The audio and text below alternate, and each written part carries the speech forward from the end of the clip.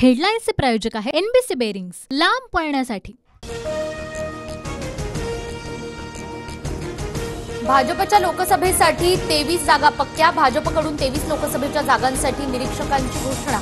विविध आमदार, मंत्री आणि पदाधिकाऱ्यांची निरीक्षक म्हणून नियुक्ती।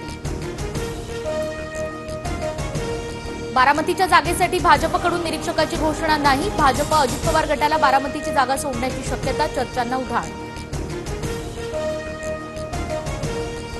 भाजपकडून रत्नागिरी, सिंधुदुर्ग आणि नाशिकसाठी निरीक्षकाची नेमणूक नाही। दोन्ही जागांसाठी शिंदे गट आग्रही।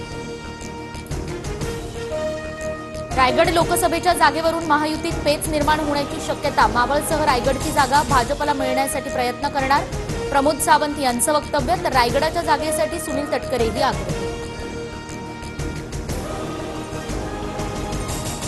मुलगा मुख्यमंत्री व्हावा उद्धव ठाकरेंना वाटतंय। टीव्ही 9च्या ग्लोबल समिट कार्यक्रमात अमित शहांचा निशाणा।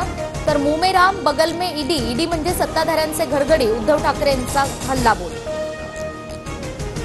अमित शहांचं वक्तव्य हास्यास्पद। अमित शहांनाच पंतप्रधान व्हायचंय, भाजपचे लोक मला सांगतात, संजय राऊतांचा दावा। आमचा जागावाटप जवळपास निश्चित, आज अंतिम बैठक, संजय राऊतांची माहिती। तर मशाल गावागावात पेटली, तुतारीही राज्यात पोहोचली, राऊतांचं वक्तव्य। पक्षाने आदेश दिल्यास यवतमाळमधून लोकसभा लढण्यास तयार, संजय राठोड यांच्याकडून लोकसभा लढवण्याचे संकेत। तर मैं अपनी झांसी नहीं दूंगी, यवतमाळच्या जागेवर भावना गवळींचा दावा कायम। महाविकास आघाडीची दुपारी 4 वाजता ट्रायडंट हॉटेलमध्ये बैठक, लोकसभा जागा वाटपावर चर्चा होणार।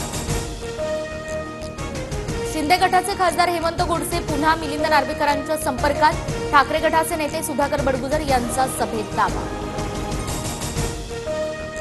पंतप्रधान मोदी आज यवतमाळ दौऱ्यावर, महिला बचत गटाच्या कार्यक्रमासह मोदींच्या हस्ते आज विविध योजनांचा शुभारंभ। 2 लाखाहून अधिक महिला उपस्थित राहणार।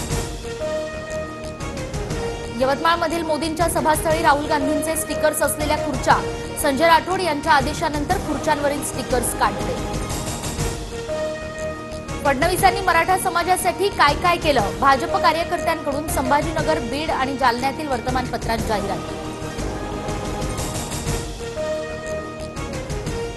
हेडलाईन्सचे प्रायोजक आहे एनबीसी बेरिंग्स, लांब पळण्यासाठी।